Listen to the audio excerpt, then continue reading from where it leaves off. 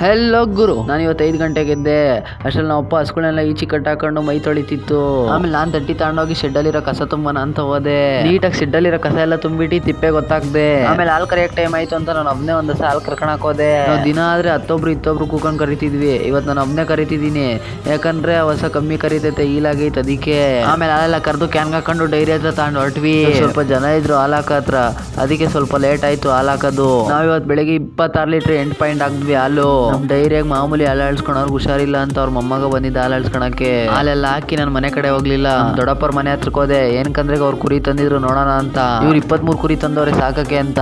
ಇವ್ರು ಒಂದ್ಸರಿ ಟ್ರಯಲ್ ನೋಡೋಣ ಅಂತ ತಂದವ್ರಂತೆ, ಯಾವ ತರ ವರ್ಕೌಟ್ ಆಗುತ್ತೆ ಅಂತ. ಇವನ್ 3 ತಿಂಗಳಿಗೊಂದ್ಸರಿ ನನ್ ಮಾರೋದು. ನಾನು ಅವ್ರು ಕುರಿ ಎಲ್ಲ ನೋಡ್ಕೊಂಡು ನಾನು ಉಳ್ಕೊಯ್ಯ ಅಂತ ಬಂದೆ. ಸೆಪ್ಪೆಲ್ಲ ಕುಯ್ದ್ಬಿಟ್ಟು ಹೊರೆ ಕಟ್ಟಿ ನಾವು ಅಪ್ಪಂಗೆ ಹೊರಿಸ್ದೆ. ನಾವು ಅಪ್ಪ ತಂದು ಲೇರಿ ಮೇಲೆ ಹಾಕ್ದು. ಆಮೇಲೆ ಹಸ್ಗಳಿಗೆಲ್ಲ ಹುಲ್ಲಾಕಿ ಮನೆ ಹತ್ರ ಹೋಗಿ ತಿಂಡಿ ತಿನ್ಕೊಂಬಂದು ಇನ್ನೊಂದು ತಿರ್ಗಾ ಮೇವಾಗ್ದೆ. ಬೆಳಿಗ್ಗೆ ಕುಯ್ದಿದ್ ಖಾಲಿ ಆಗಿತ್ತು, ಅದಕ್ಕೆ ಇನ್ನೊಂದ್ ತಿರ್ಗಾ ಕುಯ್ಕೊಂಬಂದು ಹಸ್ಗಳಿಗೆಲ್ಲ ಹಾಕ್ದೆ. ನಾವು ದನ ಬಿಟ್ಕೊಳಕ್ ಟೈಮ್ ಆಯ್ತು ಅಂತ ದನ ಬಿಟ್ಕೊಂಡ್ರೆ ಅಲ್ಲಿ ಬೇಲಿ ಒಳಗಡೆ ಏನೋ ಮರಿಗಳು ಸೌಂಡ್ ಮಾಡ್ತಿದ್ವು. ನಾವು ನೋಡೋಣ ಅಂತ ಹೋದ್ರೆ ಅವೇನ್ ಮರಿ ಅಂತ ಗೊತ್ತಾಗ್ಲಿಲ್ಲ. ಆಮೇಲೆ ಗಾಳಿಗೆ ತೆಂಗಿನ ಮರದಿಂದ ಏನೋ ಕೆಳಗೆ ಬಿತ್ತು. ಏನೋ ಅಂತ ಹೋಗಿ ನೋಡಿದ್ರೆ ಅಳಿಲ್ ಮರಿಗಳು. ನೋಡಿ ಯಾವ ತರ ಅವೆ, 3 ಮರಿ ಮಾಡಿತ್ತು.